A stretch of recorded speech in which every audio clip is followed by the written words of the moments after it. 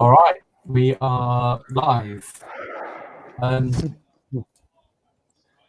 Hey, Billy. Billy Whiz is straight in there. Yo! Yo. So this week we're joined by Andy and Matt from Evolve. Actually, I should start by saying I've got some really bad internet problems, so if I disappear, Amar's taking over. Oh God, yeah. You're in control. I'll come back if I vanish. So Andy and Matt, do you guys want to quickly introduce yourself? Go on then. Andy, you're first. Sure. I'm Andy. I'm an ambassador for Evolve. Skate electric skateboards since about 2012. Bought my first Evolve 2013. Had pretty much every model going. Was their first ambassador Evolve had. And then ended up working for them for a couple of years. And now don't work for them, but I'm just an ambassador. So just enjoying the life. Over to Matt. Over to me. Okay, so I'm better known as Matt Global. I'm the tech manager at Evolve Skateboards UK. Andy got me into this mess. As I was saying just before we went live, I actually... So when I bought my first Evolve skateboard, maybe 5 or so years ago, maybe more, thereabouts, I found Andy on what was the Evolve app then. And I was like, oh, this dude's just down the road. We've got to go for a skate. And he mentioned Critical Mass. And I actually went to a Critical Mass. I didn't meet him on the first one, but I met him at the second one. And needless to say, we got on really well. He literally got me involved as a tech for Mark, who was the UK distributor at the time, based in Gibraltar. And yeah, as I say, Andy obviously got me into this mess. Yeah, I was gutted when he could no longer work at the store. I felt like, I'd literally lost a part of my body. But yeah, he's a close mate, good guy. Don't trust a word he says. Obviously. And back to you guys. We've got you guys up here. Yep. Cool. So I'm just kind of like, we've got a load of kind of general questions for you as well. And then a bit later on, we'll take questions from the viewers as well. Cool. So let's have a look. Do you want to start with COVID-19? What was that? I said, do you want to start with COVID-19, Tim? I wonder. COVID-19. Everyone, it is kind of like the topic of conversation of the moment. How are things working for you, working at home? I know you've moved your workshop to your own house. So how's that working out? You're right. I did for a bit. So obviously, who have we lost? We lost Andy. Andy. So, yes, COVID-19. Now, all right, obviously, COVID-19's affected everyone. For anyone that's affected directly in a health sense, or if they've lost anyone close to them, obviously, we feel for you guys. In a business sense, obviously, for us guys, it's been nuts. Absolutely nuts.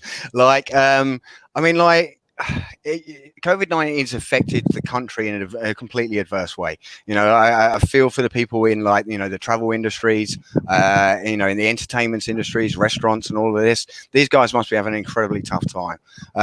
For us, it was like a slight lull before an absolute bang. Do you know what I mean? And the best way I can see it is it was like we came into skate season. So, the weather got great. Everyone started dragging their boards out and thinking, all right, I haven't used this for the last 6 months. Let's send it down to the guys at Evolve and see if they can get me back on my Gen 2 that hasn't worked for 2 years. Do you know what I mean? But then, in addition to that, I think we've also seen people realizing, a lot of our clientele, have a bit more money maybe, and they are realizing they're not going to be taking their holiday this year. They're not going out to restaurants and not got their drinking money, and this is building up, and they're sitting inside online, chatting to us, emailing us, Instagramming us, WhatsApping us, website chatting us, and the communication, the service and the sales have just gone mental. It's been interesting is the sales, the sales have gone through the roof, not just in the UK but globally. You know, record sales all over the world. And I think that's just people looking for alternatives to public transport. You know, so it's only good for the e-skate scene that, you know, a lot more people seem to be getting involved now. So that's really good. I mean, we've seen, you know, a change in the view towards legislation, shall we say? You know, obviously there's been developments in that area in the whole, you know, personal mobility world. I still don't know how we tie into that, but obviously the clearer that gets for everyone, the better it is for everyone. And I think, yeah, we're literally, it's scary how fast things are growing right now. It's scary, you know, exciting, rad. Do you know what I mean? It's super cool time to be involved, you know, definitely. Yeah. Cool. So we were chatting earlier, just following on from like the amount of what you got sent. So what do you think is the most common issue you have to deal with when servicing, and how can it be prevented with some TLC and maintenance? It's got to be tires, isn't it, Matt? It would be tires. Yeah, I was gonna say, I thought of it. Right, so it's generally either tires, flat tires. Like, people don't check the tires, and I mean, I don't mean just like bounce your board and think, yeah, she's cool, let's go for a ride. I mean, like, you know, give them a good squeeze on each ride. You know, like if you're riding every day, I would give them a good squeeze before each ride. I'd be checking the tire pressure once a week. And you know what I mean, I'd be, you know, checking for defects as well, you know. Sometimes when people run on flat, the actual tire and tube can rotate, and this puts the valve under pressure as well. So, you know, tires are a big one. Belt tension, you know, belt tension, right? So I'm not just going to say belt tension and skip on, right? So belt tension, I don't think there's enough videos on exactly how this should be set.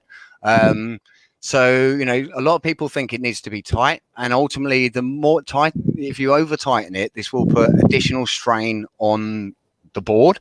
It will lead to, you know, poor range, poor performance of the board, less life of the components when we're talking about drive gears and motors. So over tightening the belt's a big one. Definitely want to make that clear. So the sweet spot, if you want, for your belts is just before they roll over your gears. So, you know, if you break, if you hear everyone knows this noise as you harsh braking, that's your belt rolling over your gears. That's too loose. Okay, but you want it just tighter than that, and that will be the least amount of rolling resistance against the board and to help you out a lot. As I say, we see quite a few issues come from that. Yeah, as I say, it can really damage your motors. So hit me up if you need more advice on that one. But yeah, belt tension's a big one. The wheel nuts. So these are, you know, these have nylon threads. Okay, so they shouldn't shake loose. You know, everyone thinks everything on your skateboard's got to be super tight. It really doesn't. You know, with the wheel nuts, you literally tighten them up till they hit the actual bearings themselves. And I actually back mine off a little smidge. You don't want any sideways action in your wheels, but you do want your bearings to all run freely. I think they are the main ones, you know, like, you know, maintenance wise.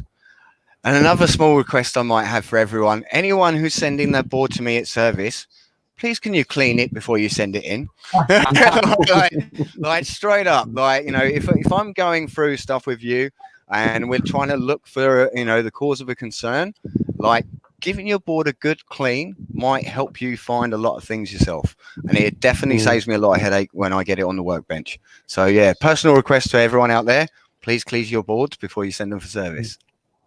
Just a follow-up question on that, Matt. Are there any places which you discourage riders from riding in? Say, for example, a beach or in sand, or any places that might cause their board to damage more frequently? Right.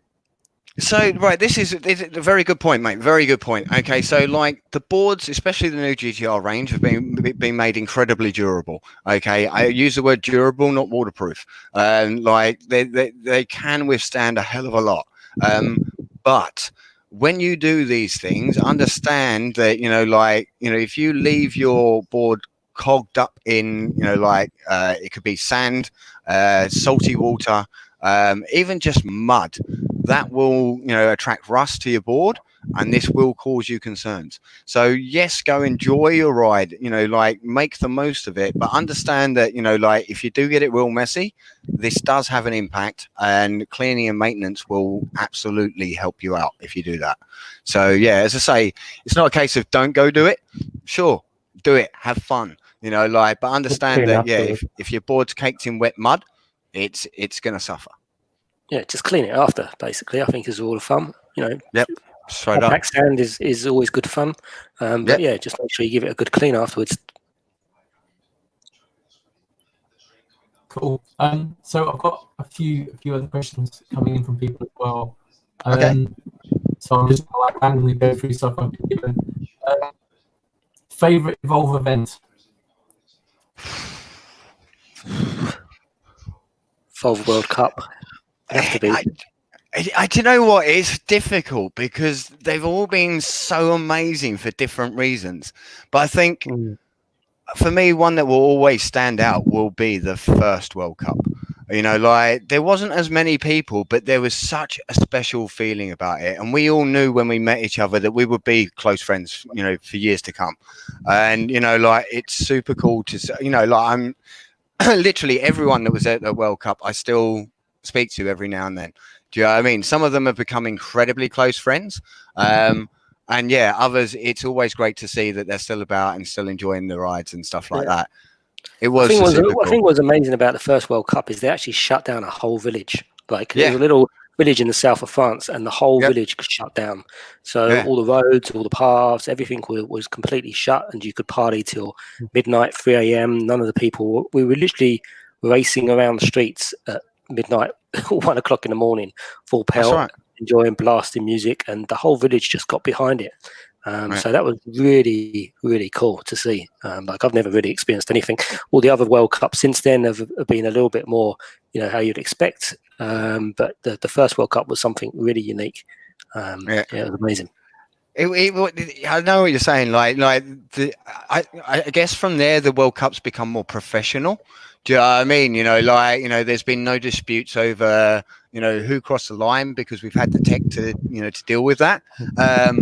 But yeah, like the first one, like you said, that I know that moment, like literally. So what it was the organisers at midnight thereabouts on the Saturday night, they told us what the course was going to be for the following day, which was an urban street course around the village, literally where we'd been drinking and smoking that night. And so that was it. We were just up and on our boards, and like you said, we were hammering it, like 1 a.m. in the morning, hammering it around this little village.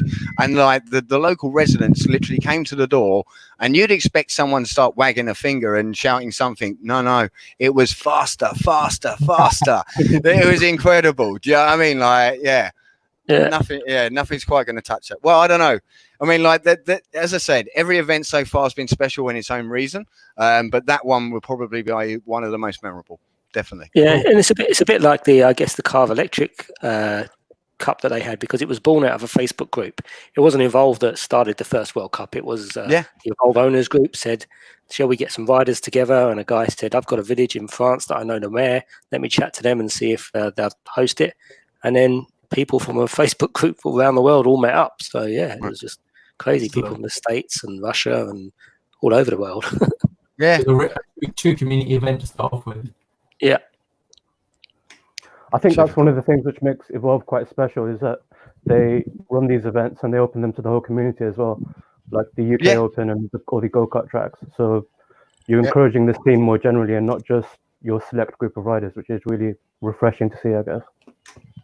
I mean, it's always been the way. I mean, what drew me to Evolve Skateboards initially was the versatility of the boards. Being able to actually have like an all-terrain board that you can go flying through woodlands and stuff like that, and you can actually set it up like a proper skateboard. Like literally, it. When you use it in street setup, it feels like a proper downhill skateboard. Do you know what I mean? And like that feeling from that ride and that versatility of the board drew me to Evolve Skateboards.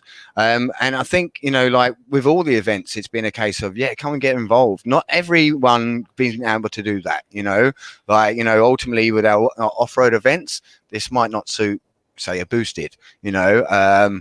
But then, you know, that's not to say that, you know, we don't respect everyone for their ride, and, you know, like it's an extended community now, you know, like it's super cool.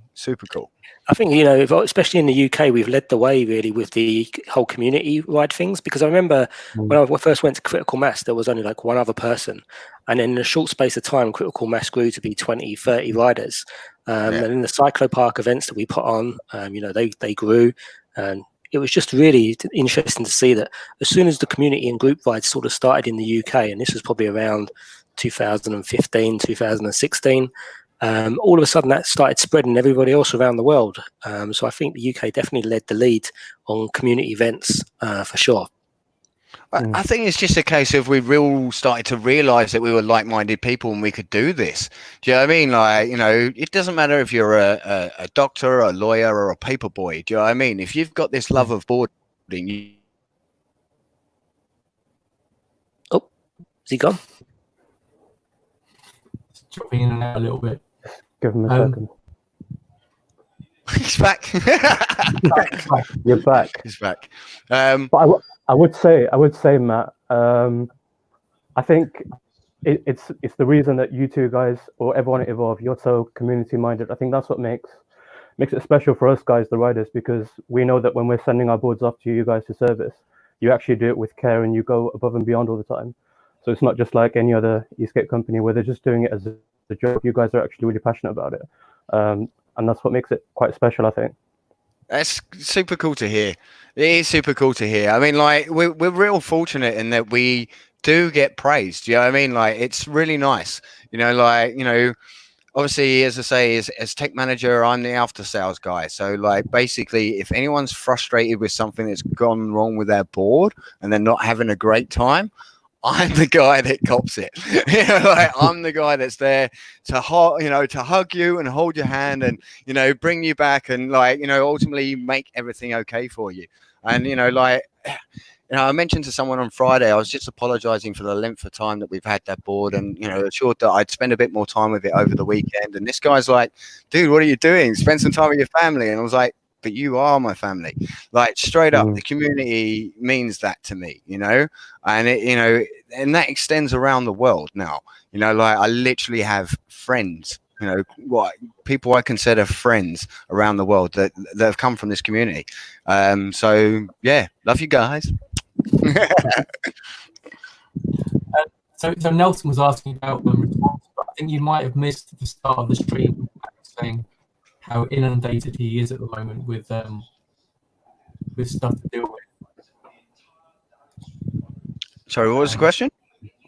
In the past, we had a quick response from Evolve about web and board problems. Today, they don't answer everything. Why? Just so busy with COVID. Yeah.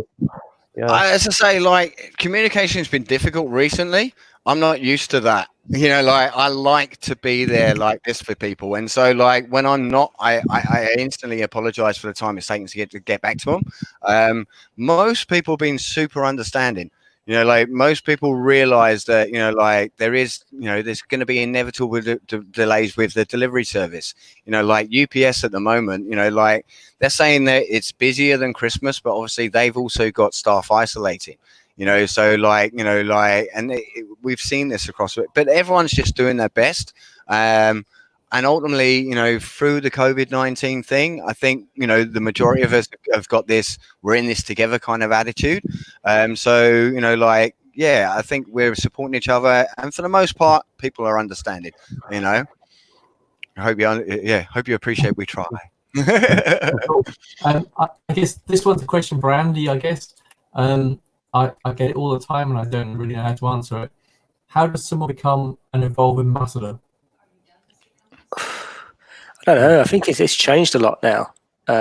Back in the day, it was literally, you got asked by putting pictures and videos up. So that's how I become an ambassador. As I was just whacking videos and pictures up in the Facebook group and just helping people out. You know, when people had problems or asking questions, literally that. And then Jeff saw it and said, do you want to become our first ambassador? And it sort of grew from there. And certainly back in the day, it used to be people that would contribute to the community would become my ambassadors. Now I think it's a little bit different. Now I think it's a bit more strategic, and they probably pick the ambassadors, I guess, on reach. Like I think certainly you'll see there's been an influx recently of ex-boosted ambassadors. So I guess they're trying to reach a different part of the market there. But also, there's now a guy in charge of the ambassadors. Maddie is in charge of the ambassadors, so any applications and stuff go straight to him, and they're always looking for content. So I guess if you're producing a lot of content on a regular basis, you probably stand more chance of becoming an ambassador nowadays. But I don't know exactly what the requirements are, but I think it's changed quite a bit from what it used to be. I think that's the key, really, is like already be producing content and then approach Evolve. Whereas I get a lot of people asking me, "Oh, I've got some following. Can you like hook me up?" And it's like, well, yeah, I've got a friend who's got 60,000 Instagram followers, and he's recently got a Bamboo GTR and he's loving it, and he's like, "Oh, I really want to be ambassador." But I think, like Tim just said, I think you need to be really active in the community, and you need to be doing great stuff even before you even consider it. Maybe that's a big thing. Yeah, no, certainly. Before, you didn't used to become an Evolve ambassador unless you had an Evolve board already, and you was producing that stuff. Where that's changed a little bit now. I think some people literally just get a board and they're off becoming an ambassadors. So yeah. Right. So it is a little different in that, like, initially there was ambassadors that, like Andy said. Do you know what I mean? Like, people within the community that and there's a difference, I think, between the ambassadors that our community has grown with, and the way that Evolve now uses maybe what you might call influencers. So these aren't necessarily, people so much within the community, but these are people that do have reach that will get us to a new audience. So ultimately, I think the point is, yeah, Evolve's not looking for people that are saying, "I'm starting a YouTube channel. I want to review your products." Yeah. Do you know what I mean? Like, I'm sorry, but you're not going to go very far with that, But ultimately, if you've been working towards, building a community and a following, and you've got a reach, you've got a better opportunity, to approach Evolve with something like that. Ambassador-wise, get good at riding, man. Get noticed. Do you know what I mean? The World Cup winners have also through that have become ambassadors as such, like Samo. He's a different kind of ambassador, obviously. Samo's a Samo. There's only one Samo. But yeah, I think I agree with Andy's main points there. Is just get involved. Do you know what I mean? Show your passion, and you will get noticed. Cool. Will we see the 4-wheel drive anytime?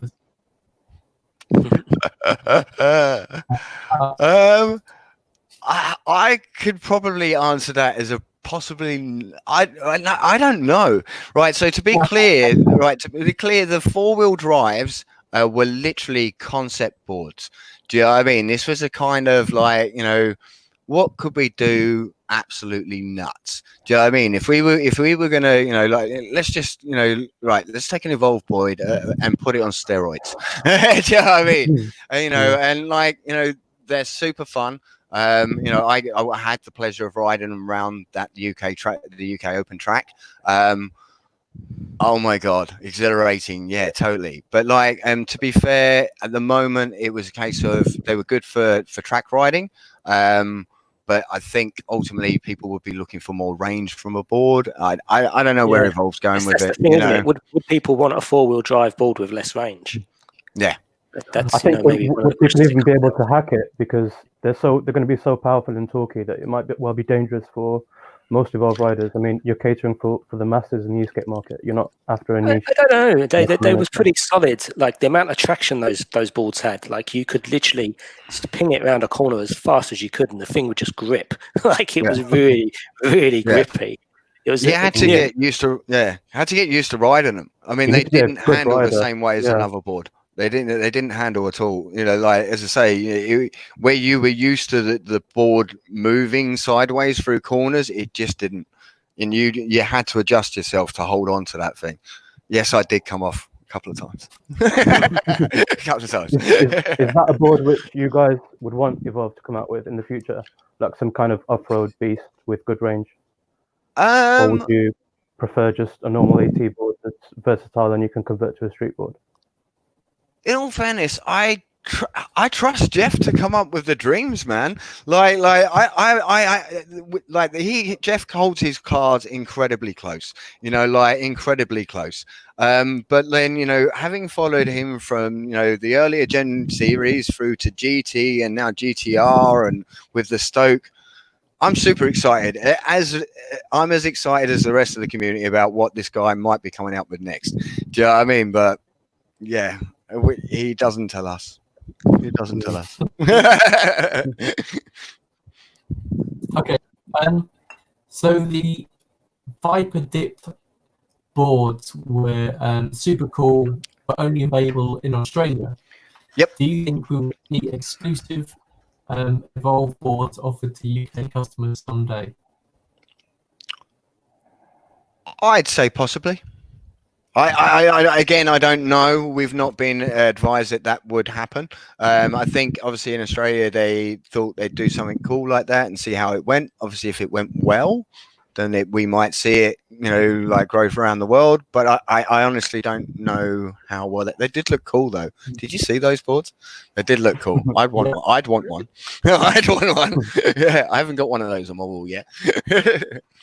I think it's a good question because we have so many Evolve riders in the UK. Like almost any group ride which I go to, regardless of where it is geographically in the UK, you'll see one or two Evolve boards. Like it's really huge community in the UK. So I think, yeah, I mean, straight up, we are definitely growing. Obviously, places like Australia and USA, they've got more of the culture there and also better weather, majority across their continents, Our little island, yeah, we're definitely growing. We're not one of the big players yet, but we're definitely growing at a fast rate. Come on, UK guys.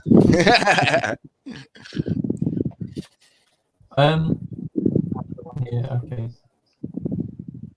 What's next? What's coming after the GTR? Who knows?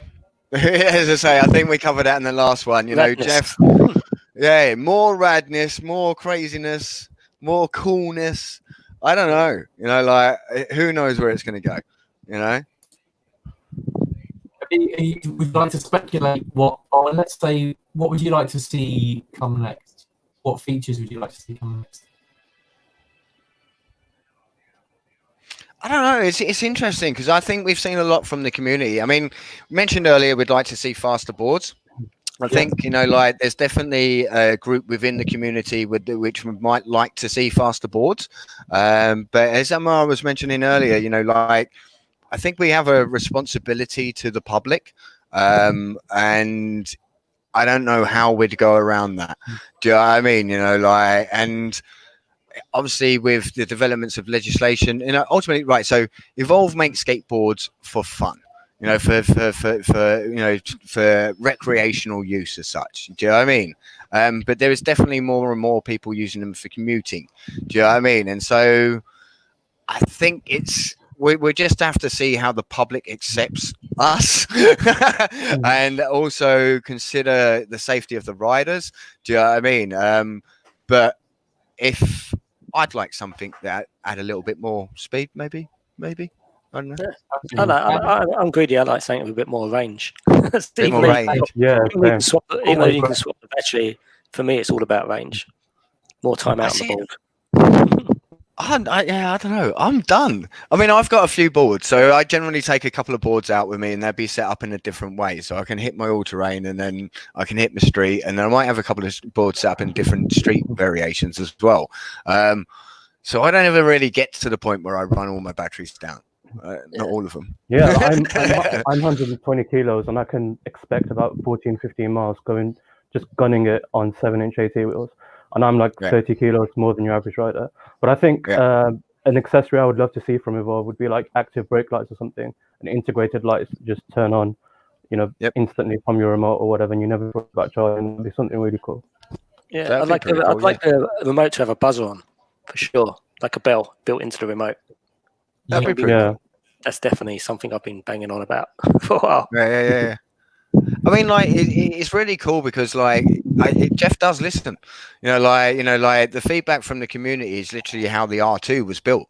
Like the R2 was the community said we really like a dead man switch, so that was incorporated. Do you know what I mean? They were like, well, we're not sure on the shape. We want something a little bit more ergonomic. And so that's how I think they ended up, what was it, something like 40 different designs of the actual shape of the remote before they got to the one they wanted to do. So yeah, I mean, like, basically if the community shouts loud enough, Jeff will hear. I was so happy when the GTR came out and they said it had some level of water resistance. That was such a dream for me because on my GTX, I've been commuting on it literally daily doing miles. So I had to do my own kind of waterproofing. So finding out that it came stock with the GTR was just game changer. Completely. So it's really nice to see Evolve listen. No, definitely. I think the only thing to watch out on that water resistance is just check your nuts are tight. Check the deck plate is tight. As long as that seal's there, then I was amazed. I remember when Jeff come over the first time and said about being water resistant, and he literally, do you remember, Matt, was in the shop and we'd been out and we'd cleaned the balls and it was all covered in mud, and we just started to take the deck plate off to clean it, and he's like, no, just jet wash it. And he literally jet washed 2 boards down, and then we opened them up to see how much water had got in, and there was nothing, absolutely nothing inside. But the key is those screws being tight. If you're gonna wash it down with those screws loose, then this goes back to the maintenance again. If you look after your board in a maintenance sense, it will look after you. If you just rag it every day, eventually it will give you some grief. And you'll see me. I'd be really interested. I'd be really interested to know whether you guys ride with belt covers or not. I do. Because I've lost a belt or two to the belt covers. You've lost a belt or two to the belt covers. I don't tend to use the belt covers on all terrain. So when I'm riding all terrain, you're off road and you tend to get a bit more debris coming up from the ground. So I tend not to ride with belt covers on my all terrains. But on the streets, I do. I don't know why. I think it's just a cosmetic. Yeah, it just looks better. It looks better. You definitely get less belt breakages riding with your covers off, for sure. Like, if you're not going to put your covers on, your belts will break less. So ultimately, if you can avoid putting your fingers in there, you don't need them. That's it. If you can avoid putting your fingers in the belt drive, you're fine. You don't need them. So Nelson owns 6 Evolve boards. Do you know of any other Evolve customers with more than that? Am I an Evolve customer? Do I count? How many do you own? 6 or 7? Should we go for a walk? Okay. Right. So, come into my office. It's a little bit messy in here.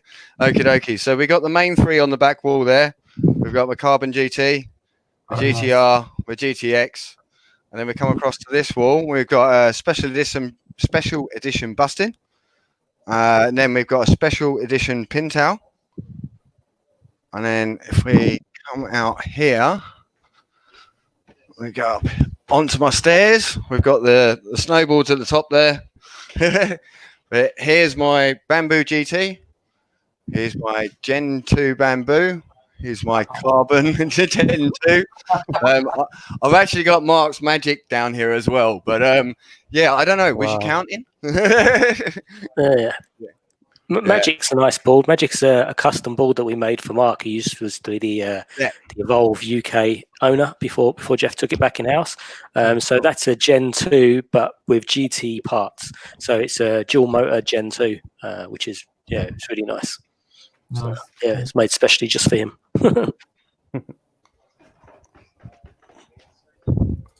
Right. There we go. What are your wheels to ride? 6-inch all day long. I can see all of your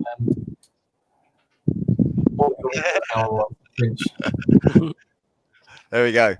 Sorry, what wheels? What's your favorite wheels?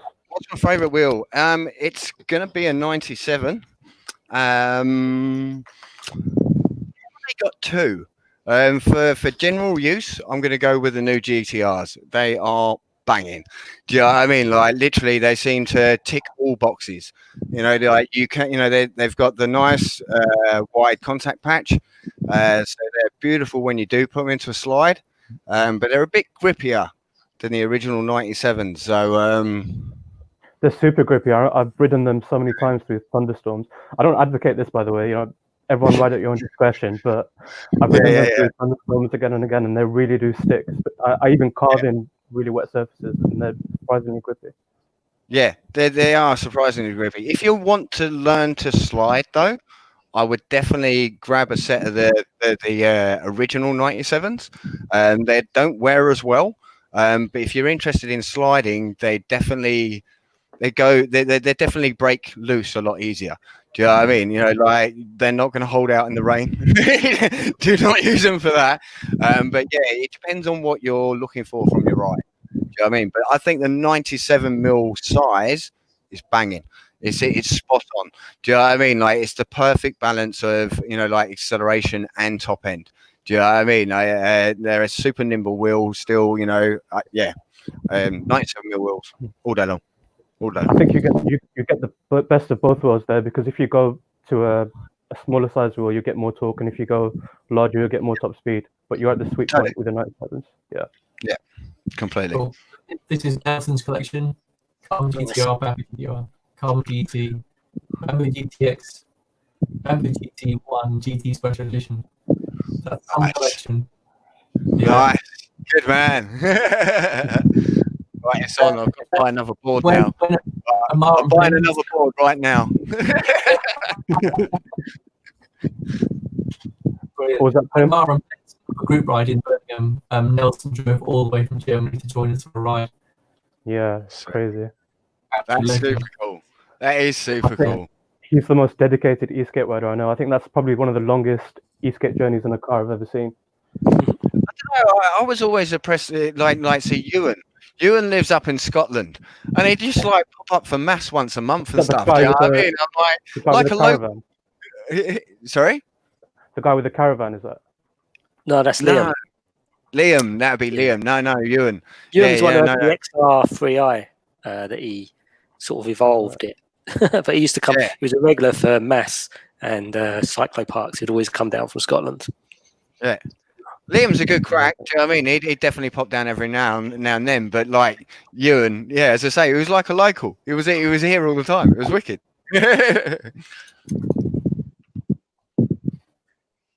I was asking how much discount you get from Evolve, Matt. How much do I get? It's not as great as you'd think. Obviously, you know, yeah, we do definitely get some benefits, but I'm pretty sure that would be in my NDA, so I'm afraid I'm not going to be able to disclose that.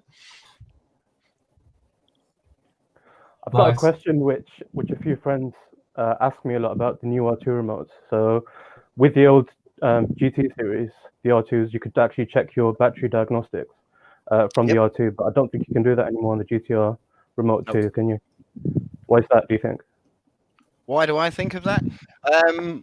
I'm kind of glad it's happened. I don't know why the choice was made. Do you know what I mean? But in a sense, like from me as a service perspective, do you know what I mean? Like I'd literally have people contacting me saying, "Is this right?" I'm like, "Yeah, that's fine." Do you know what I mean? Like, so you know, we were literally getting more questions about the function, the actual function that was available to people, rather than, you know, if you've got a battery concern. That's what we need to know. We need to know you've got a battery concern, you know, like, you know, you've got poor range or you've got something like that. And then we can look to alleviate that concern. So a lot of people will put it this way, you know, even if as a customer, you recognize that something wasn't right on that, you'd still need to get in touch with us for us to be able to help you. You know, like the battery is not designed to be user serviceable. You know, like it's designed, you know, for us to service it and look after you guys. So I suppose, I don't know, but it's pretty cool that it's not there because it's not really needed for the customer. Does that make sense? Is that fair? Yeah,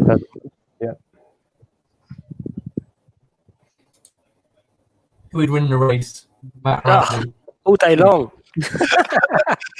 Mate, that is one of the best questions. Do you know what I mean? Like, we have raced a few times. You've definitely beat me a few times. Andy's definitely hungrier on the racetrack, I reckon. Like, he'll break his own bones and keep bloody going. Do you know what I mean? I reckon he's definitely hungrier out there. We had a good race at the second World Cup, didn't we? On the AT race, it was literally Matt was behind me, and his wheel was literally just touching my wheel, pretty much the whole way around the track. Like this. It was insane. Yeah. And yes, you did beat me. All right, there it is behind Are me. you guys both around the same weight category, or? Yeah, I'd say we're pretty similar in weight. Yeah. I'm probably a little bit heavier. I've probably got a bit of a beer gut now. And you've grown a beard. That's aerodynamic. No, we are, very similar matched. One of us rides regular, one rides goofy, which, can make for interesting collisions sometimes. Do you know what I mean? Like, but yeah, it's really nice to have someone that you ride really frequently with being the opposite stance to you, because you can ride and talk to each other, especially if you're riding for a long distance. You don't have your kind of back to your friend. I'm going to say learn how to ride switch. Oh God, we're not all professional speakers. No. Who would win a race? I don't know. It's one of those. Come on, mate. Let's have it. Come on then. Next park. No. What's exactly halfway between us? What's exactly? It's about Chislehurst somewhere. Right, first one to the Chislehurst Memorial.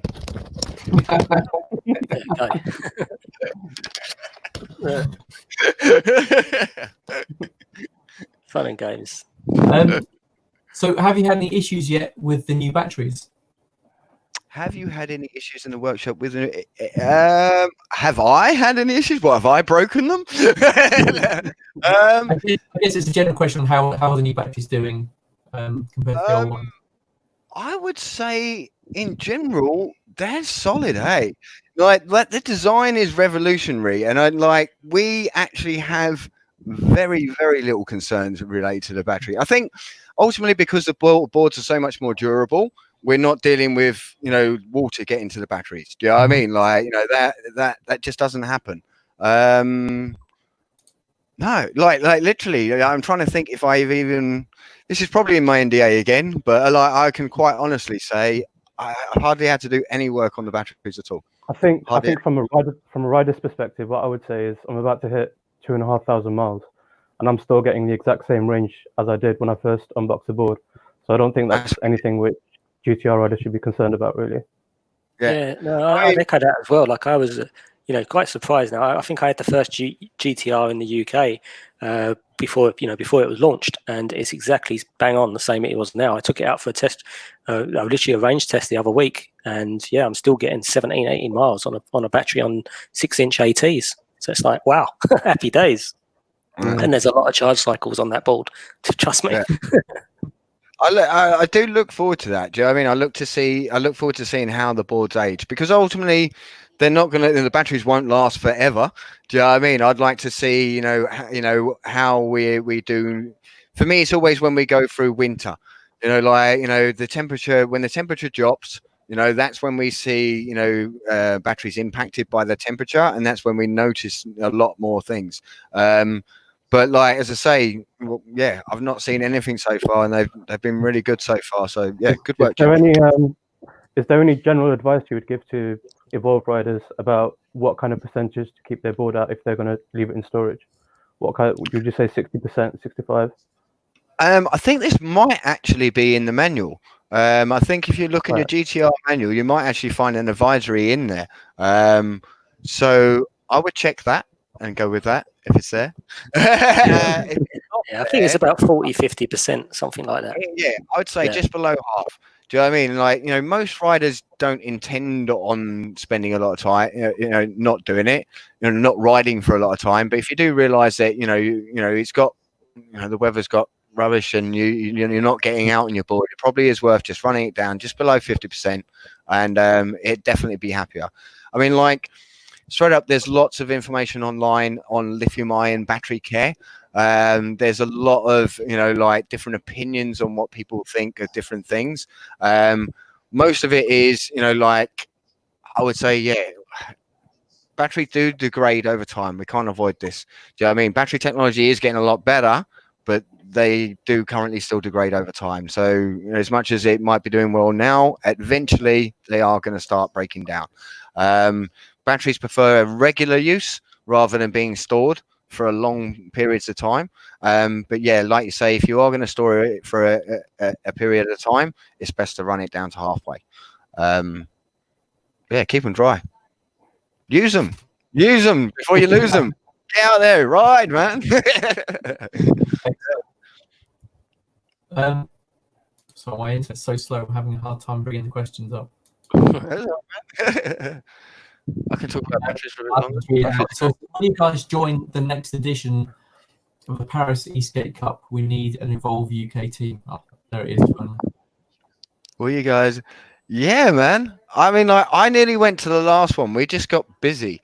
Like, we got real busy, and I couldn't go. But I definitely had plans on going to the last one.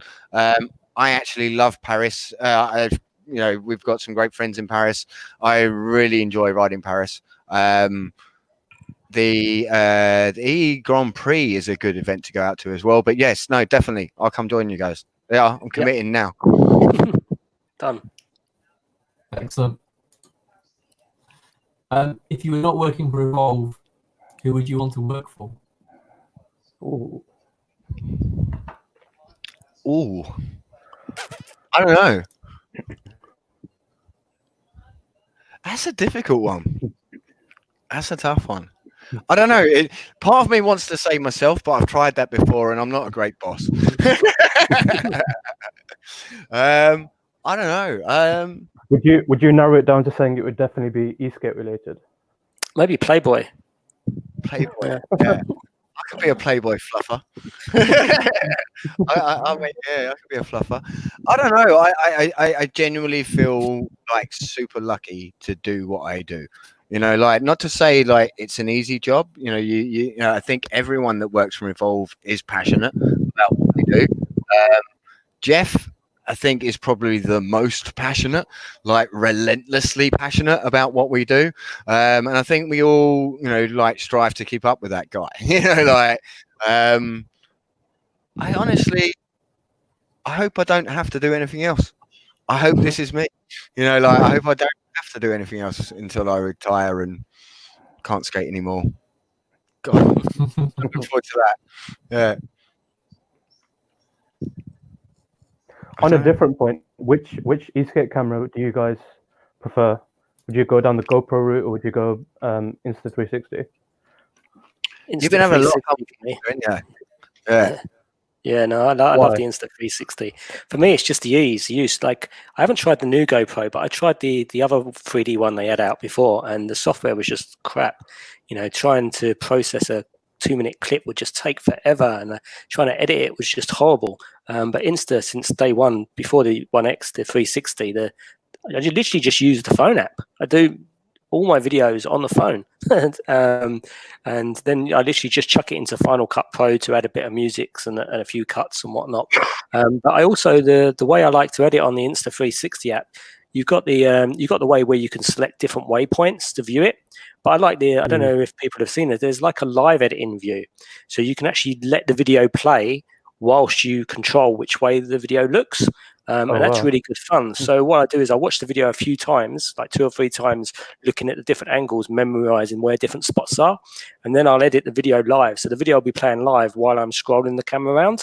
And it's actually really good fun to do. So yeah, just the software kills it for me. I think the GoPro is definitely a little bit better quality in terms of image, but certainly the image, there's nothing wrong with it on the 360. So yeah, software is what does it for me. Right. Yeah, I'm not gonna change. I have both. I probably use the GoPro more than I do the 360, but that's probably just because I don't I'm not into the interface as much, and like generally when I'm shooting, I kind of have an idea of what I want. You know, where, you know, if I'm going to place a camera somewhere to capture something, I know that I want that backdrop.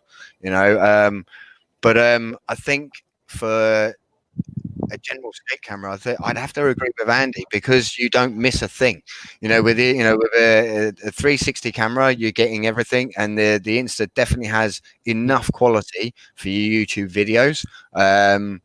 So yeah, I'd probably, especially I love especially while you're riding. I love my GoPro, but for skate videos, probably would be an Insta. Yeah, Yeah, definitely. I think especially that's something that changed quite a lot, because I used to have a standard GoPro before, and you was always holding the camera at a certain angle, concentrating on the shot. Whereas with the 360, you just forget about it. You know, you just enjoy the skate and just hold the thing there. Don't really think about what you're shooting, and just look at it afterwards. So you definitely get to enjoy your skate a lot more, I think, when you're doing a film. Cool. Yeah. Do you guys ride it every day? Yeah, pretty much, especially recently. Yeah, I mean, like dry days, yeah, dry days for sure. I occasionally ride to work. It's about 12 miles from my house to work. Nice. And I obviously ride for ride during my work day as well. I crave riding for myself as well. You know, like, so when I ride customers' boards, I don't slide them. I really don't. I mean, like, I've heard Yeah, you customers do. say, Don't lie. Don't lie, Matt. like the demos have definitely been slidden. The demos, we slide the demos, but yeah, not customers boards, we don't. And yeah, ultimately, I try to look after. I when I'm testing boards, I put them through their paces, but I certainly wouldn't want them to be damaged. Do you know what I mean? Whereas my board, when I ride my board, I'm trying to push my boundaries. Do you know what I mean? And yeah, I crave that. I crave that totally, passionately. when you push your boundaries, do you wear PPE or do you wear like Hell rubber yeah. pads, knee pads? Right, I'm going to commit. Right, so there's going to be a list of things I'm going to commit to in this video, and it's there for everyone to see for the ongoing future, isn't it? So We're getting ear rape right now, in case you didn't know. this is it, right? So Something's happened with your mic, I think, Matt. Yeah, check the mic. Testing 1 2. Testing. Got a bit funny. Got a bit funny. Can you hear me? Okay. Maybe we should have someone else.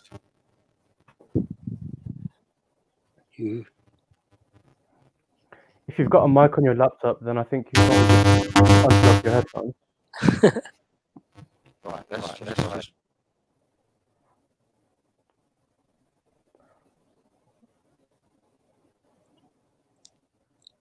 Maybe just unplug it and plug it back in again. You're muted. Yeah, it's on mute now.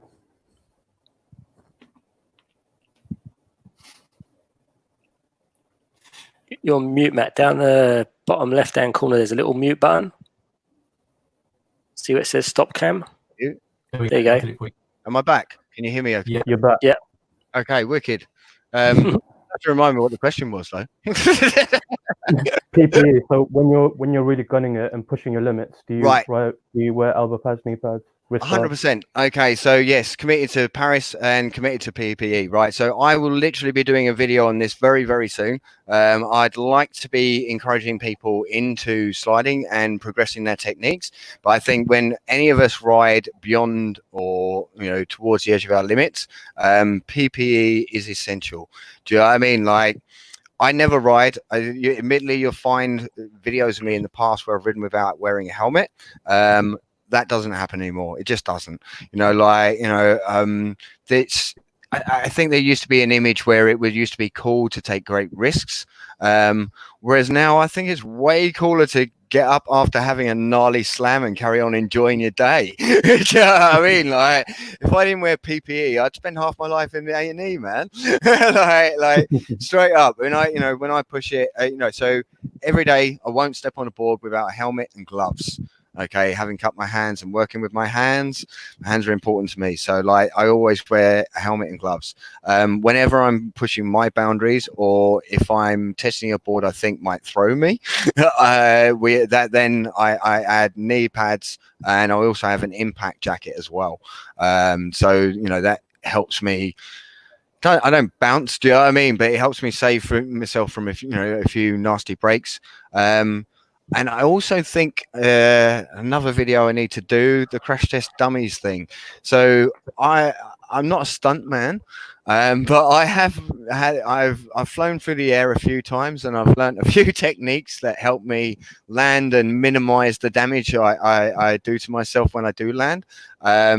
So I think that's another thing that will definitely help people if they actually don't think I don't want to fall off. Think it might happen one day, so it's best to know what's going to happen when it does. Do you know what I mean? So yeah, Paris. Crash dummies video, and also the PPE. I think important videos coming up. How about you, Andy? Do you wear PPE? Yeah, depends what I'm doing. Like if I'm just always a helmet, and if I'm going for a skate down the park or socially, like then generally not too much protection. But if I'm going for a proper bomber, then I will wear pads. I'm quite a good fan of G-form. I don't tend to wear bulky pads. All my pads are G-form pads, and they've always done me. I've had plenty of crashes. People that know me will know I come off my board quite a lot, and G-form's always protected me. So yeah, pretty cool, man. Cool. If we get, or when we get another cycling park, can we use the Stokes in the skate park? Yep, totally. Yeah, man. Yeah. So long as you've got a helmet, you're allowed to ride the skate park there. It's pretty gnarly. I mean, like I don't know if you saw the video. Me, Mian, and Kev headed down there before we went nuts and the place got locked down. Yeah, it's there's a few really sweet lines through there. There's some nice wall climbs where you got to go over gaps and stuff like that. So yeah, it's a super fun place to ride. It's quite fun to jump in the bowl as well. One thing I might say, are you talking about Stokes that you own or the Stokes that we own? Right, so if you own a Stoke, you can ride your Stoke in there, but the demo boards will not be going into the skate park. I'm sorry, make that one clear. There we go. Cool. So we've got we're coming up to the hour mark. So is there anything you guys want to kind of say, announce? Do we have any events coming up? What's happening? Due to the lockdown, we've got nothing at the moment. Do you know what I mean? I would love to say we've got a cyclopark or something coming up very soon. Ultimately, we just have to watch the advisories there and see where that's coming. I can't wait for the first cyclopark of the year. I think that's going to be absolutely nuts. When we finally do all get to come together and tap feet, as it were. You know what I mean? Like, it would be super cool to see everyone again. Certainly looking forward to that. No, in the meantime, it's just look after yourselves out there. Do you know what I mean? Like, be safe. Be alert. Have fun. Have fun. Yeah, look after yourselves and each other. And obviously, while we are going through these crazy times, if I haven't gotten back to you already, I haven't forgotten you. I will be in touch very soon, and feel free to leave hassling messages for me. But I love you. Love you. So, I do want to ask, because you were saying you've got like 4 or 5 points of contact. So what's the best way for someone to just leave you a message? Right, straight up, the easiest way for us to deal with it is if it comes through on the email. Now, I realize you might not get an instant response, but what you will get is one where we've actually researched what we're going to say. Like if you're getting in touch with us and you've left an email with us, we can look into your order history, previous things, and all the rest of it. Whereas if you phone us up and go, "Hi, I'm the guy with the skateboard," there's a few of you out there, I would say for us it's way easier if you come through on the email. If you've got any quick questions on, if you're on the website and you've got a what does this mean question, that's cool. But yeah, if it's a service issue, hit us up at support@evolveskateboards.co.uk. Cool. I'm sorry, Mark, did you have one? Yep. Yeah, I just want to ask one final question before we sign off. So when you get your shipment of Evolve boards from Australia, presumably, do you have any kind of quality control process in the UK? So do you check the PSI of the tires or the battery before they go out to customers? Or? there's 100%. there's a whole QC process as soon Yeah. as literally every board gets tested in the UK before it gets shipped out. And tested again and tested again. And ultimately, like if we notice the belts aren't tight enough on a couple of boards, we might actually end up going back and testing a load of boards again. Do you know what I mean? The QC process is stringent. Like obviously everything's QC before it gets to us. But then once it's here in the UK, every board is still getting ridden. We put a nice little bit of it's actually a bit of carpet. We put a bit of carpet on the boards. Do you know what I mean? And then we take the boards out and we actually give them a little test ride outside the front of the shop. And then we clean your wheels up and make them all nice and polishy, nice and clean again. Do you know what I mean? And so we ride every board, we test every board, we test everything. Even if you've asked for a motor to be dispatched to you, that motor will be tested before it's sent out to you from us. Things might go wrong. Do you know what I mean? Sometimes we might miss something, but ultimately we'll do everything in our power to put that right every time. Yeah. Cool. Andy, anything you want to add before we go? No, not for me. Really, just looking forward to once the group rides get back up, and Yeah, man. definitely looking forward to some iBikes and some cyclo parks, and just skate. Stay safe. Cool. Yeah. Okay. Thank you everyone for watching. I'm really sorry my internet's completely screwed today, but we will relay this into Car Group as well. Andy and Matt, thank you for joining us. No, thanks All for right. having us. Yeah. Later. Cheers, guys. Thanks for having Cheers. us. Yeah. Cheers, man. Bye. Bye.